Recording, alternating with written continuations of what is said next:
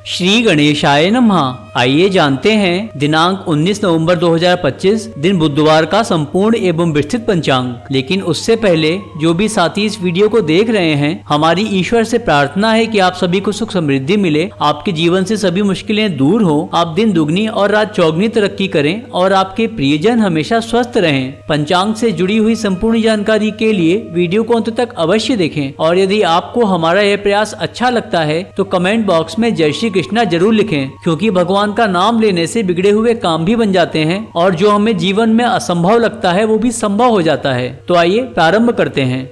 आज दिनांक है 19 नवंबर 2025, माह मार्गशीर्ष माह, पक्ष कृष्ण पक्ष, ऋतु हेमंत ऋतु, अयन दक्षिणायन, विक्रम संवत 2082, शक संवत 1947, कली संवत 5127, मनवंतर वैवस्वत मनवंतर और कल्प श्वेत वराह कल्प।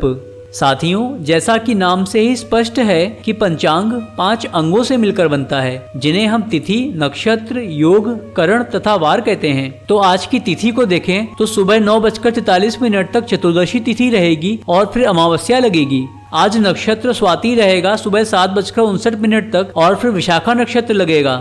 योग सौभाग्य रहेगा सुबह 9:01 तक और फिर शोभन योग लगेगा। कर्ण शकुनी रहेगा सुबह 9:43 तक, तत्पश्चात रात्रि 11 बजे तक चतुष्पाद करण रहेगा और फिर नागकरण लगेगा। आज वार बुधवार रहेगा।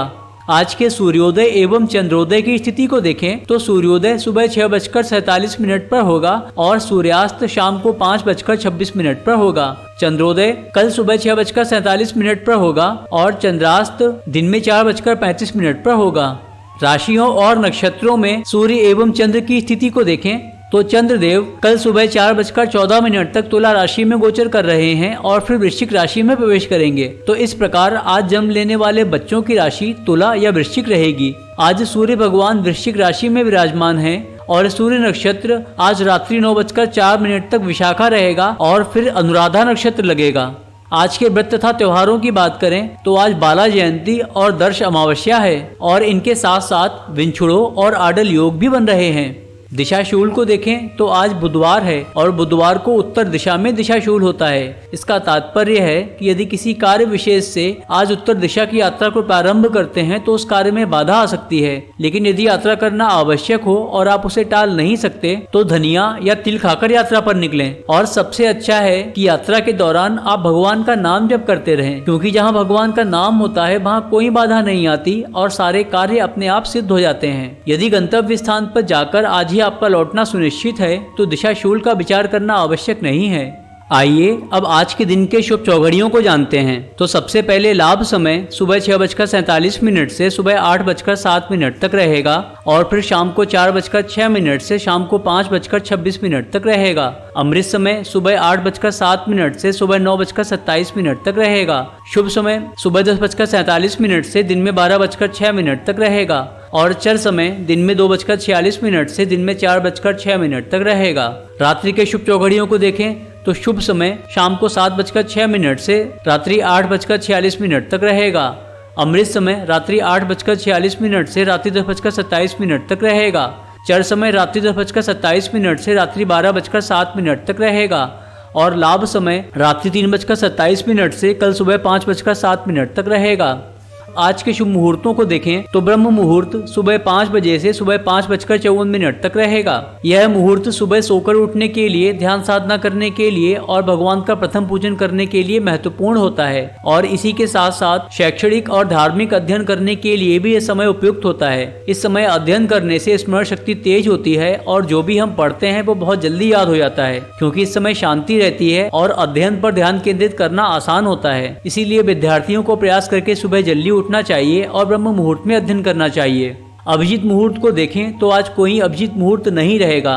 प्रातः संध्या सुबह 5:27 से सुबह 6:47 तक रहेगी। प्रातः काल यह समय भगवान की पूजा अर्चना करने के लिए उपयुक्त होता है। अमृत काल देर रात्रि 1:05 से देर रात्रि 2:53 तक रहेगा। विजय मुहूर्त दिन में 1:53 से दिन में 2:35 तक रहेगा। यह मुहूर्त यात्रा प्रारंभ करने के लिए अच्छा होता है और इस समय में प्रारंभ की गई यात्रा सफल होती है तथा यात्रा का उद्देश्य पूर्ण होता है। गोधूली मुहूर्त शाम को 5:26 से शाम को 5:53 तक रहेगा। यह वह समय होता है जब दिन और रात का मिलन होता है और गायें चर करके अपने घरों को लौटती हैं। तब गायों के चलने से जो धूल उड़ती है, उस धूल के कारण ही इसे गोधूली मुहूर्त कहते हैं। इस मुहूर्त को लक्ष्मी जी के आगमन का समय भी माना जाता है और इसे मांगलिक कार्यों तथा देवी देवताओं की पूजा के लिए बहुत ही शुभ माना जाता है। साय संध्या शाम को 5:26 से शाम को 6:46 तक रहेगी। यह सनातन धर्म के अनुयायियों के लिए एक अति महत्वपूर्ण अनुष्ठान एवं दैनिक रूप से की जाने वाली 3 संध्याओं में से एक है। निशिता मुहूर्त रात्रि 11:40 से रात्रि 12:34 तक रहेगा। इस समय का प्रयोग अर्धरात्रि की पूजा और तंत्र मंत्र की सिद्धि के लिए किया जाता है। आज के अशुभ समय और मुहूर्तों को देखें तो राहु काल दिन में 12:06 से दिन में 1:26 तक रहेगा। इस समय में कोई शुभ कार्य नहीं करना चाहिए और कोई महत्वपूर्ण कार्य प्रारंभ भी नहीं करना चाहिए, क्योंकि इसमें असफलता के योग बनते हैं। गुलिक काल दिन में 10:47 से दिन में 12:06 तक रहेगा। यह काल शनिदेव द्वारा नियंत्रित माना जाता है और इसे भी शुभ नहीं माना जाता। यमगंड सुबह 8:07 से सुबह 9:27 तक रहेगा। आडल योग सुबह 6:47 से सुबह 7:59 तक रहेगा और विंछुड़ो कल सुबह 4:14 से कल सुबह 6:48 तक रहेगा। आइए अब आज के दिन के लिए उदय लग्न मुहूर्तों के विषय में जानते हैं। तो सबसे पहले वृश्चिक लग्न सुबह 6:37 से सुबह 8:56 तक रहेगा। धनु लग्न सुबह 8:56 से दिन में 11 बजे तक रहेगा। मकर लग्न दिन में 11 बजे से दिन में 12:42 तक रहेगा। कुंभ लग्न दिन में 12:42 से दिन में 2:10 तक रहेगा। मीन लग्न दिन में 2:10 से दिन में 3:34 तक रहेगा। मेष लग्न दिन में 3:34 से शाम को 5:10 तक रहेगा। वृषभ लग्न शाम को 5:10 से शाम को 7:05 तक रहेगा।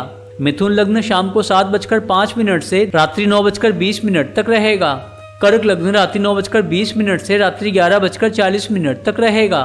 सिंह लग्न रात्रि 11:40 से रात्रि 1:58 तक रहेगा। कन्या लग्न रात्रि 1:58 से कल सुबह 4:14 तक रहेगा और तुला लग्न कल सुबह 4:14 से कल सुबह 6:33 तक रहेगा। तो साथियों, यह था आज का संपूर्ण एवं विस्तृत पंचांग। यदि आपको यह जानकारी अच्छी लगी हो तो इस वीडियो को लाइक करें और ऐसे ही पंचांग तथा सनातन धर्म से जुड़ी हुई अन्य जानकारियों के लिए हमारे चैनल को सब्सक्राइब करें और बेल आइकन जरूर प्रेस करें, जिससे आने वाले हर वीडियो की नोटिफिकेशन आपको समय से मिलती रहे और आपसे कोई भी नई जानकारी मिस ना हो। तो मिलते हैं अगले वीडियो में। तब तक आप अपना ख्याल रखिए, अपने परिवार का ख्याल रखिए, स्वस्थ रहिए, खुश रहिए और खुशियां बांटते रहिए, क्योंकि आपने वो कहावत तो सुनी ही होगी कि 4 वेद 6 शास्त्र में बात मिली है दोए, दुख दीन है दुख होते हैं, सुख दीन है सुख होए। तो यह भगवान का नियम है कि अगर आप सबको दुख देंगे तो बदले में आपको भी दुख ही मिलेंगे, और अगर आप सबको खुशियां बांटेंगे तो बदले में भगवान आपको खुशियां जरूर देंगे। जय श्री कृष्णा।